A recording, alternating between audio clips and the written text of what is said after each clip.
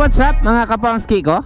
So today is Tuesday, and karon guys is natay lakaw pa Kalinan, LBC Kalinan, no?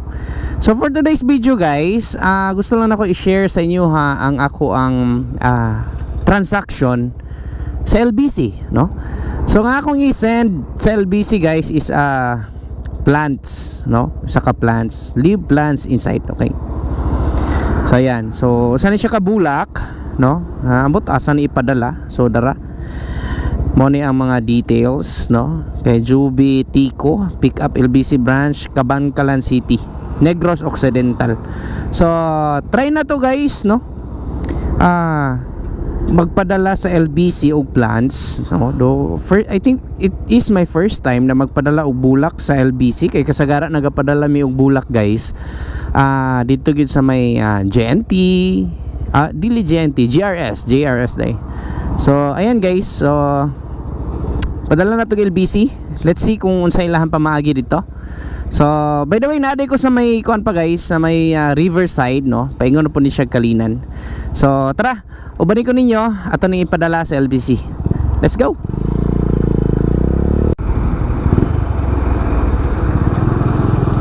Okay guys, so nanato sa LBC Kalinan. So mangita tag parking space, no parking daw. Ganun naman po ni mga kwandiri. Dara lang ta suksok. Wait lang. Okay, suksok kita dire. Nice one. Okay.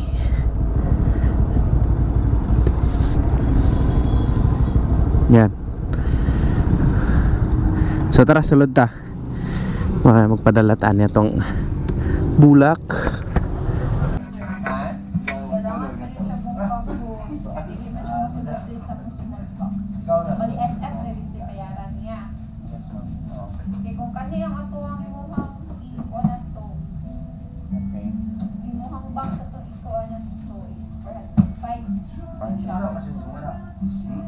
Pero kung inyo ang box, 95 na? 95 lang.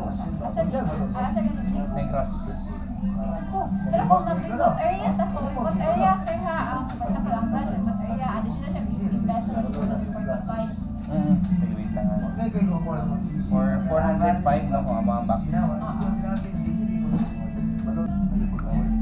May Negros, Visayas, no? I think no. Visayas. Yes, sir. Yeah. So Negros siya, baka kailangan pa ba o permit? Oo, tanan. Tanan, no? Except lang sa local. Oo, pero nagya may lugar, mga permit. Pagkabato ka na ako. Negros man, no? Visayas na. So naka-permit ano, sir? Pag nasa may pula, Ikaw na daw, sir, kay kung yan, wala permit, kay mahol, magod siya. Mahal biya kaya pinalde. Mahal kay penalty pag walang permit. Grabe yun. Okay guys, so back to base ang ato ang transaction karon, because ang ilang plans nga gipadala kinahanglan dapat siya og permit. So I think kinahanglan yun siya permit as always. Kaya maski gani sa JRS kung magpadala guys, nagi siya permit na kinahanglan, no? So sa LBC po de kinahanglan dyan po permit. So back to base na ni ron tibaghak. Bugat ra bas ka motor. Bugat yun. Bastang bugata. Ay nako. But anyway, at least naka-experience tagun sa pamaagi sa LBC guys. Yan. So now, wala man nato no pakyasta sa LBC pagpadala. Balik sa taog opisina para paabuton ng permit no. So natay tao nga sugoon ani para pagpakuha sa permit ani guys, kay dili na siya pwede kung ako pa ang mo kuha. Kaya medyo busy akong linya karon guys. So tara, update na lang taon niya. Okay guys, so what's up? So gahapon guys, no, wala na to napadala ang bulak tungod kay wala tay permit. So the good news is karon, no, nakuha na nato ang permit, which is mo na ni siya guys, no. Gikan ni siya sa National Plant Quarantine Service Division, Port of Davao. Dito ni siya gikuha nga permit guys. So clearance for domestic transport, plants, planting materials and plant products. So mo ni siya ang kinahanglan nato guys para nga mapadala nato ang bulak sa bisan asa nga lugar sa Pilipinas, no.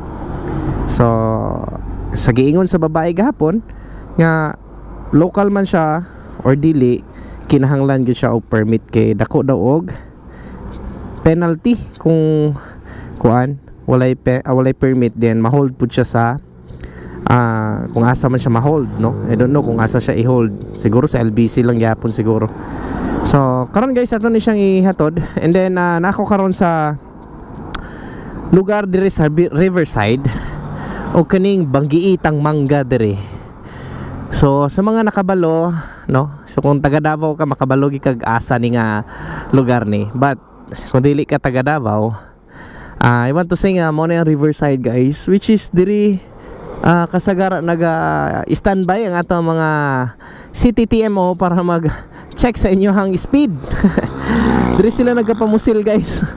O kana man ay mga mag overspeeding. So mo ni nga kuan spot sila naga-stay.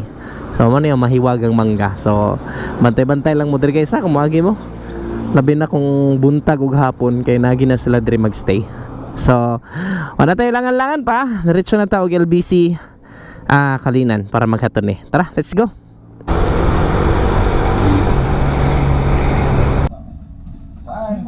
Pwede rin sa post office, sir? Oo, doon sa mga ito. Ito sa refund ba? Ay, wala ko ba refund? No, I mean, refundable na Oh, sa refund na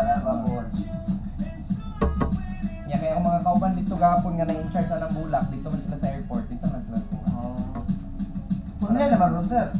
Online na. Online na ba? Oo, pwede na kasi man to. May hirap hotel exam, may padala tayo. Online na tanan.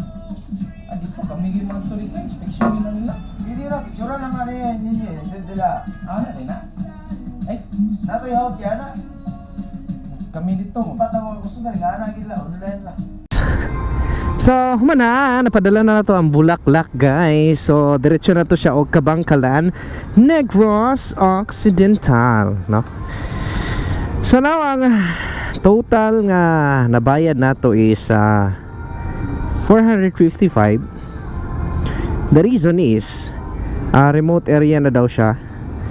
So dapat ang mabayad lang is 405, but nag-add sila og 50 pesos for the reason nga remote area ang Kabangkalan. So ayan, man akong trabaho guys, no. So for today's video mo lang ginato ang goal, no, nga mapadala ang bulak sa LBC, and then mga pamaagi nila kung saon ang pamaagi nila sa pagpadala sa LBC. So ayan, okay na guys. So let's go back to our office na. And thank you guys sa mga nihuman na ni nga video. So follow for more videos guys, no. So follow akong page at Frank Motovlog. Yan. And then sa akong YouTube channel guys, napod ko YouTube channel, you can support me by subscribing my YouTube channel at Frank Motovlog gihapon. Yan, so dala na akong motor isa si Isyot, ang atong Raider 150. Wasan ako gidala ang Discover 135 na to guys, kay ay kabugat na doon. May lang ito siya o kanang pang chill lang akuan. But now today medyo rush ang ato ang trabaho ron, daghan ta gina atiman karon nga adlaw. So si Raider 150 sa akong gidala para sutoy-sutoy na. Ya gamay ra pud og kanang gibugaton, di kay bugat ba, no? Uy, gwapo ba nimo kuan sir? Plaka, plywood man na. Iyay. So, yun lang guys. Salamat sa paguban. So, na ako sa Kalinan. Thank you so much sa inyo ang paguban. So, if you like this video, kindly like our video guys. Share and comment. And do not forget to subscribe. Let's go!